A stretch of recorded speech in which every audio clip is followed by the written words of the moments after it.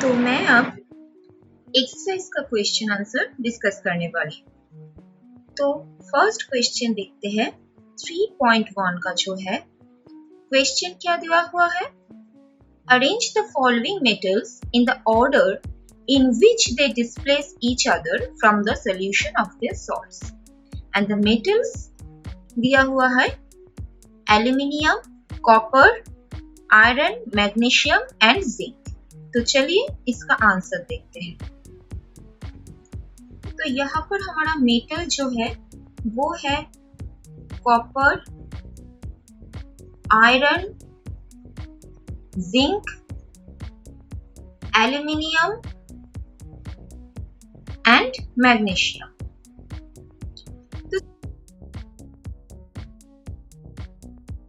Students, the order of increasing reduction power,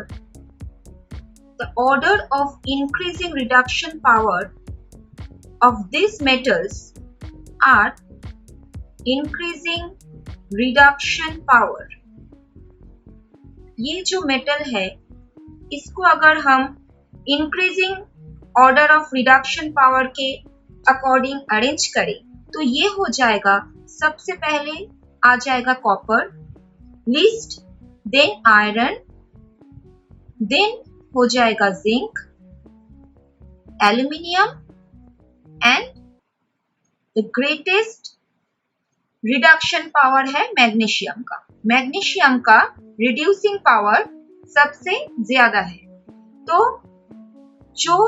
जिस metal का reducing power ज्यादा होगा वो सबसे पहले डिस्प्लेस होगा।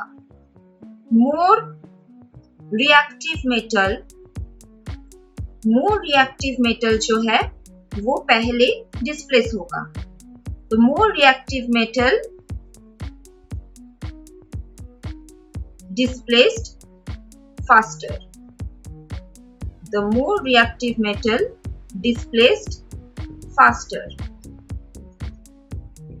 So the order will be displacing power. यहाँ पर मैग्नीशियम का रिड्यूसिंग पावर सबसे ज्यादा है, तो magnesium can displace all the metals from their salt. तो यहाँ पर मैग्नीशियम एल्यूमिनियम, जिंक, आयरन और कॉपर को डिस्प्लेस कर सकता है। उसके बाद आ जाएगा एल्यूमिनियम जो कि जिंक, आयरन और कॉपर को डिस्प्लेस कर सकता है। उसके बाद आ जाएगा जिंक आयरन और कॉपर को सिर्फ डिस्प्लेस कर सकता है और आयरन सिर्फ कॉपर को डिस्प्लेस कर सकता है। तो ये आ गया हमारा ऑर्डर। हमारा नेक्स्ट क्वेश्चन है 3.2। Given the standard electrode potential K plus K का है -2.93 volt, Ag plus Ag 0.80 volt, Hg2 plus Hg का दिया हुआ है 0.79 वोल्ट, मैग्नीशियम का -2.73 वोल्ट एंड क्रोमियम का है -0.74 वोल्ट। और क्वेश्चन क्या है, arrange this metals in their increasing order of reducing power. तो इस स्टैंडर्ड इलेक्ट्रोड पोटेंशियल का वैल्यू हम लोग के पास है। हम लोग को इस मेटल्स को their increasing order of reducing power के अकॉर्डिंग अरेंज करना है। तो दोस्तों रिड्यूसिंग पावर का मतलब है tendency of losing electron. Reducing power का मतलब है टेंडेंसी ऑफ लूजिंग इलेक्ट्रॉन। ये हम लोग को पता है कि reduction means to lose electron. Now,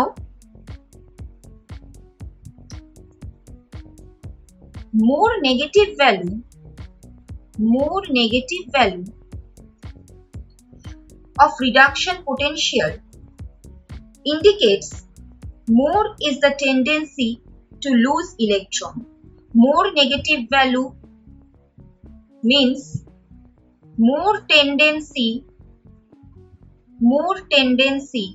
to lose electron.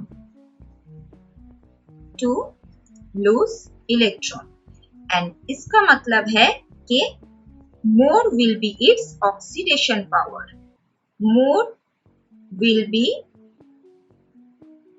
its oxidation power, क्योंकि जो सब्सटेंस खुद रिड्यूस्ड होता है वो दूसरे सब्सटेंस को ऑक्सीडाइज करता है। तो अगर कोई मेटल यहाँ पर इलेक्ट्रॉन लूज करे तो वो एक ऑक्सीडाइजिंग एजेंट की तरह बिहेव करेगा। तो यहाँ पर क्या होगा, यहाँ पर अगर हम ऑर्डर को देखें तो K प्लस K का वैल्यू आ गया, दिया हुआ है 2.93 वोल्ट। Ag प्लस Ag का वैल्यू गिवन है 0.80 वोल्ट। Hg2 प्लस Hg इसका वैल्यू है 0.79 वोल्ट। मैग्नीशियम का वैल्यू -2.37 वोल्ट।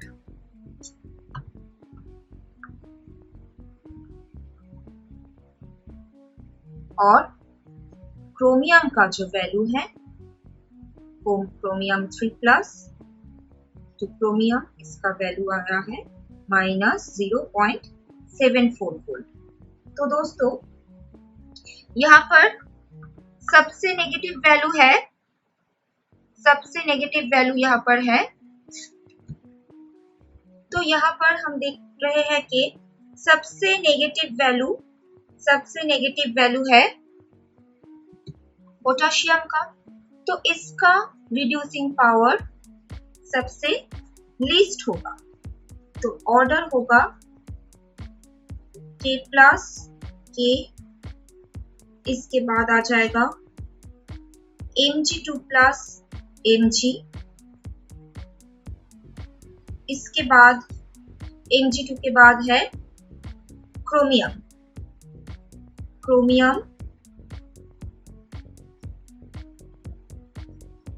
उसके बाद क्रोमियम के बाद है Hg2 प्लस Hg, एंड सबसे ज्यादा रिड्यूसिंग पावर होगा सिल्वर का, जिसका वैल्यू दिया हुआ है 0.80। तो सिल्वर का पावर सबसे ज्यादा होगा रिड्यूसिंग पावर। ठीक है, हमारा नेक्स्ट क्वेश्चन है 3.3। Depict the galvanic cell in which the reaction takes place. Further show which of the electrode is negatively charged, the carriers of the current in the cell, individual reaction at each electrode. तो अब हम 3.3 का answer करने वाला है। Okay, तो दोस्तों यहाँ पर हमारे पास जो रिएक्शन है वो है zinc plus 2Ag plus aqueous, zinc 2 plus aqueous plus 2Ag।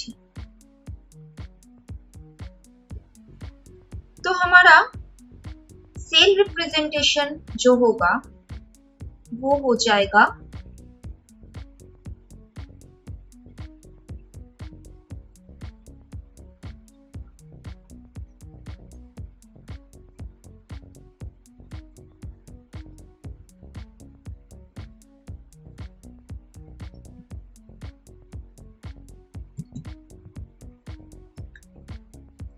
ये हो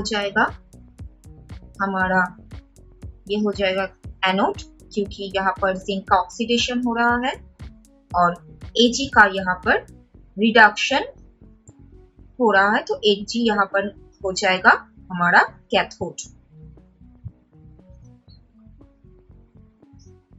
तो यहाँ पर हम लोग देख सकते हैं कि zinc converted to zinc 2 plus, तो ये हमारा एनोड रिएक्शन है, क्योंकि एनोड पर ऑक्सीडेशन होता है। और जो सिल्वर है, silver reduce to Ag, Ag plus to Ag, तो ये हमारा हो जाएगा कैथोड रिएक्शन। तो ये हमारा हो जाएगा कैथोड रिएक्शन। तो अब हमारा जो पहला क्वेश्चन है वो है, पहला क्वेश्चन है which of the electrode is negatively charged, which of the electrode is negatively charged। तो यहाँ पर हमारा नेगेटिवली चार्ज्ड इलेक्ट्रोड हो जाएगा हमारा एनोड, जो कि ना जिंक इलेक्ट्रोड है। तो यहाँ पर जिंक इलेक्ट्रोड हो जाएगा हमारा नेगेटिवली चार्ज्ड इलेक्ट्रोड। दूसरा क्वेश्चन है question number 2, the carriers of the current in the cell, the carriers of the current in the cell। तो यहाँ पर क्या होगा, तो यहाँ पर क्या होगा, कैथोड से एनोड की तरह करंट फ्लो करेगा। तो कैथोड से एनोड की तरफ करंट फ्लो करेगा, तो the current will flow from, the current will flow from Ag to zinc electrode, means cathode to anode electrode to Ag to zinc electrode। ठीक है। हमारा तीसरा क्वेश्चन था individual reaction at each electrode. तो anode पर जो reaction होगा, anode reaction होगा zinc to zinc 2 plus 2 electrode, ये हो जाएगा हमारा एनोड रिएक्शन। और हमारा कैथोड रिएक्शन होगा,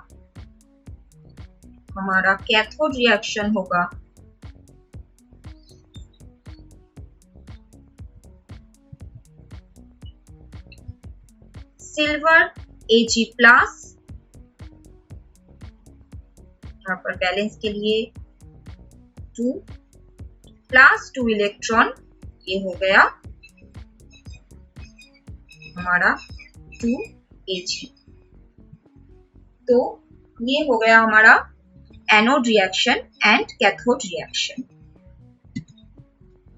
अब हम देखते हैं 3.4 का जो क्वेश्चन है, इसमें दिया हुआ है calculate the standard cell potentials of the galvanic cell in which the following reaction takes place।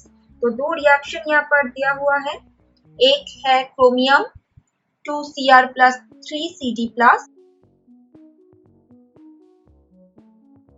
यहाँ से हो रहा है 2Cr3 प्लस प्लस 3Cd। तो चलिए देखते हैं इसका आंसर।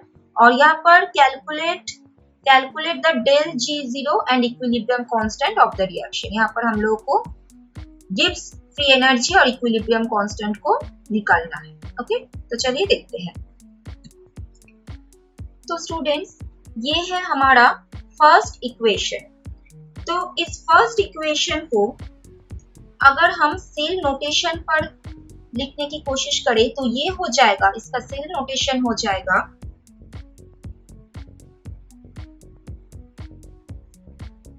यहाँ पर क्रोमियम का ऑक्सीडेशन हो रहा है और कैडमियम रिड्यूस।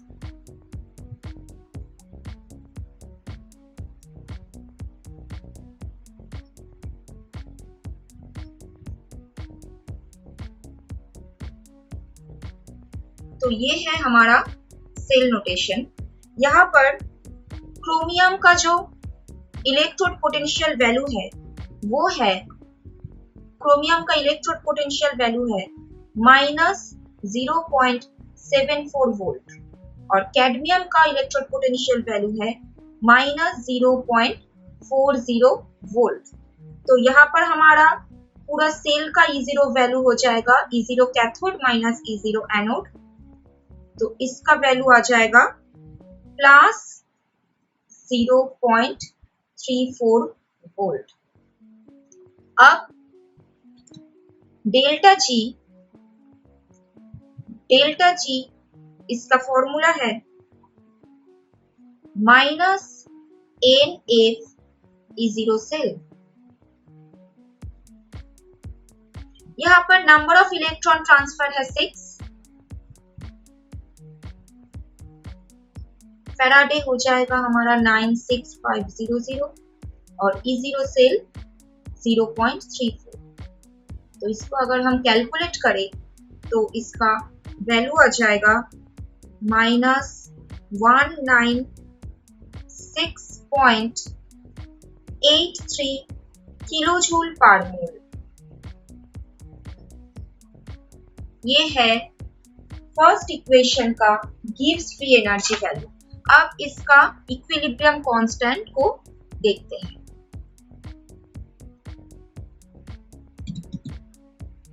इक्विलिब्रियम कांस्टेंट का जो फॉर्मूला है वो है del G is equal to minus RT ln K। तो अगर हम इसको log K पर कन्वर्ट करें तो ये हो जाएगा minus del G 0 divided by 2.303 RT। तो अब हम लोग वैल्यू पुट करें।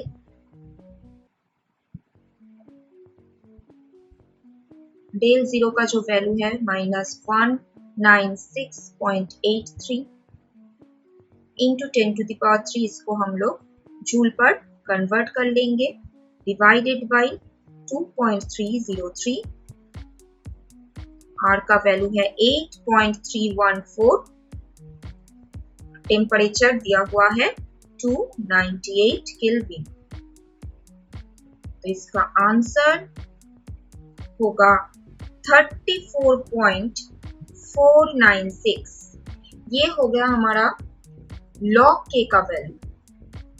ये है हमारा log K का वैल्यू। तो यहां से अगर K का वैल्यू हम लोग को आ जाएगा 3.13 इंटू 10⁻34।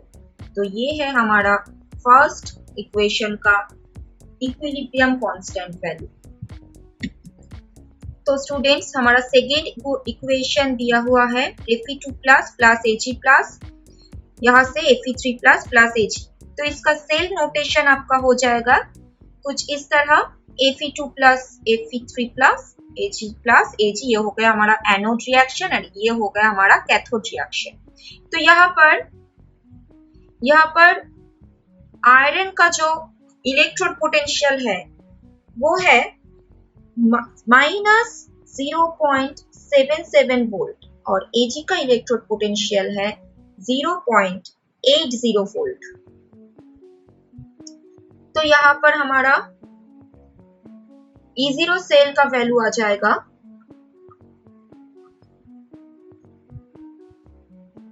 E0 सेल आ जाएगा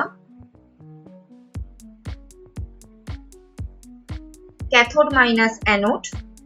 कैथोड माइनस एनोड 0.80 माइनस 0.77, ये हो जाएगा हमारा 0.03 वोल्ट। ये हो गया हमारा E0 सेल।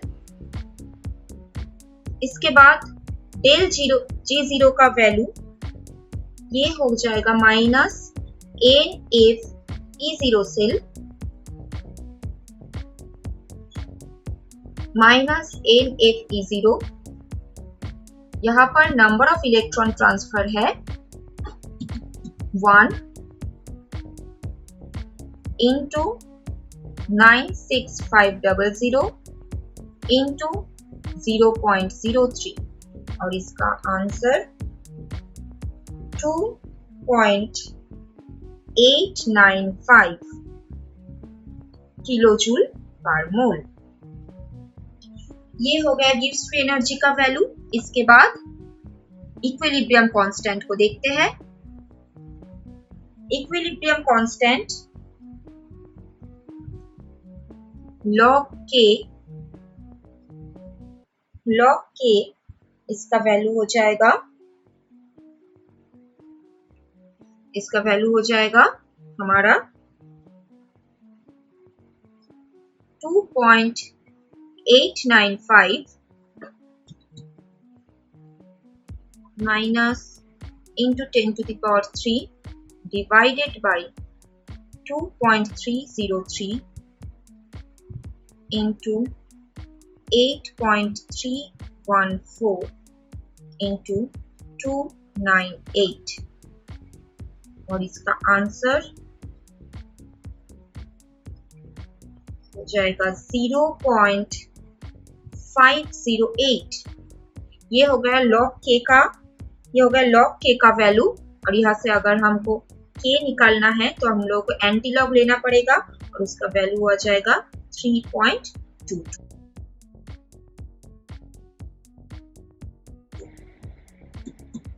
अब हम देखते हैं 3.5 का क्या क्वेश्चन है। 3.5 का यहाँ पर दिया हुआ है, write the Nernst equation and EMF of the following cells at 298 kelvin. तो स्टूडेंट्स यहाँ पर 4 सेट्स दिया हुआ है। इसका हम लोग को इसका नर्स्ड इक्वेशन में इस इक्वेशन को डालना है और देन इसका ईएमएफ कैलकुलेट करना है। तो चलिए देखते हैं। तो हम लोगों का जो फर्स्ट इक्वेशन है, तो यहाँ पर जो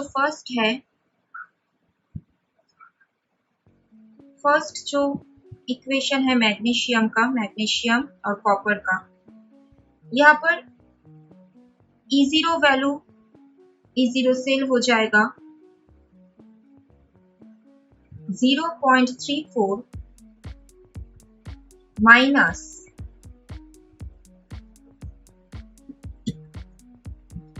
और यहाँ पर हमारा कॉपर का जो इलेक्ट्रोड पोटेंशियल वैल्यू है वो है -2.37 वोल्ट।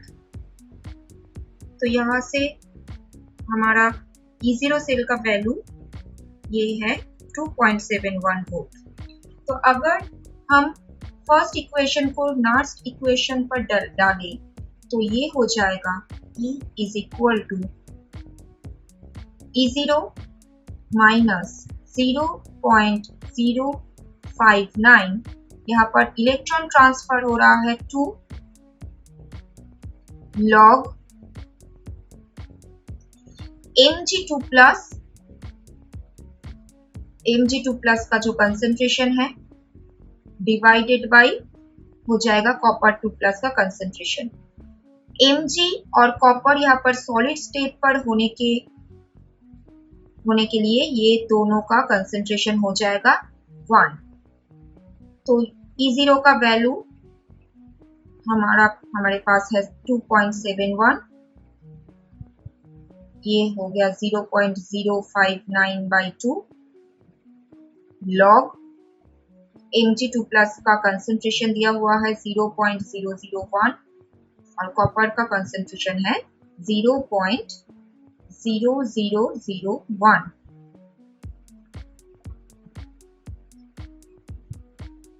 तो इसको अगर हम सॉल्व करें तो इसका आंसर हो जाएगा 2.6805 वोल्ट।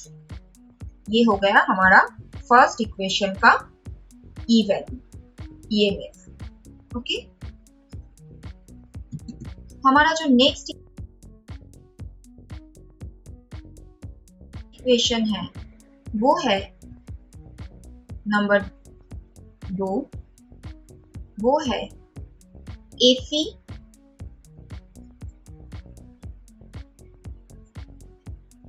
इक्वेशन। ये है हमारा सेकेंड इक्वेशन। तो यहाँ पर हमारा जो E0 वैल्यू है, तो E0 वैल्यू ये है, हाइड्रोजन का E0 EMF वैल्यू है 0 और आयरन का जो EMF वैल्यू है वो है -0.44 वोल्ट। तो यहाँ पर हमारा सेल का जो EMF वैल्यू है वो आ गया 0.44 वोल्ट। अब इसको हम लोग नर्स्ड इक्वेशन पर डालते हैं। नर्स्ड इक्वेशन पर तो ये हो जाएगा E0 माइनस 0.059, यहाँ पर इलेक्ट्रॉन ट्रांसफर है 2 लॉग ऑफ आयरन का कंसेंट्रेशन Fe2 प्लस का कंसेंट्रेशन डिवाइडेड बाय हो जाएगा H प्लस आयन का कंसेंट्रेशन। E0 वैल्यू है 0.44 volt minus 0.059 by 2 log iron का कंसेंट्रेशन हमारे पास है 0.001 और H प्लस का कंसेंट्रेशन है 1।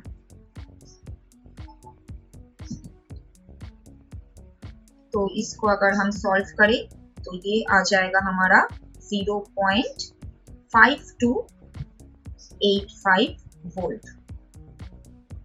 ठीक है।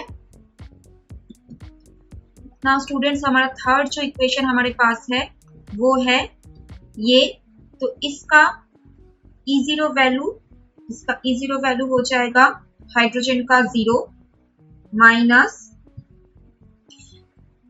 3 का जो EMF वैल्यू है वो है माइनस 0.14 वोल्ट। तो ये हो जाएगा हमारा 0.14 वोल्ट। अब इसको अगर हम नार्स्ट इक्वेशन पर डालें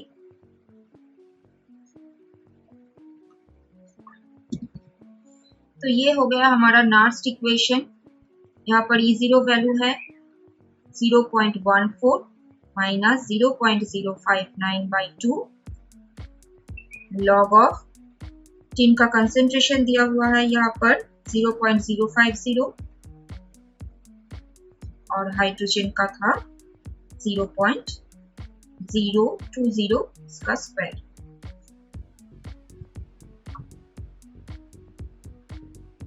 तो इसका सॉल्यूशन हो जाएगा, इसको अगर हम सॉल्व करें तो ये हमारा आ जाएगा 0.08 वोल्ट। ये है हमारा फोर्थ सेल रिप्रेजेंटेशन। यहाँ पर हमारा जो E0 वैल्यू होगा हाइड्रोजन का 0 माइनस ब्रोमीन का जो E0 वैल्यू है वो है 1.08 वोल्ट। तो ये हो गया हमारा माइनस 1.08 वोल्ट। अब नार्स्ट इक्वेशन को देखते हैं। E इक्वल टू यहाँ पर E0 माइनस 0.059, हमारा इलेक्ट्रॉन ट्रांसफर है 2 लॉग ब्रोमीन आयन का कंसेंट्रेशन। यहाँ पर ब्रोमीन आयन का कंसेंट्रेशन डिनोमिनेटर पर होगा क्योंकि Br माइनस प्रोडक्ट साइड में है। तो ये हो जाएगा 1 डिवाइडेड बाय ब्रोमीन आयन का कंसेंट्रेशन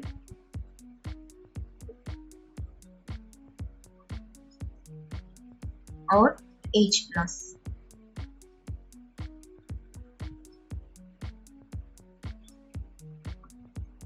H प्लस का कंसेंट्रेशन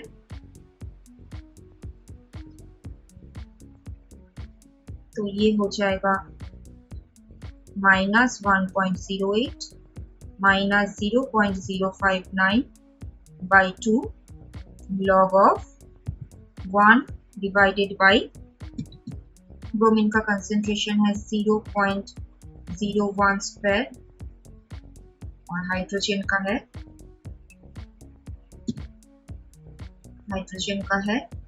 0.030 इसका स्क्वायर।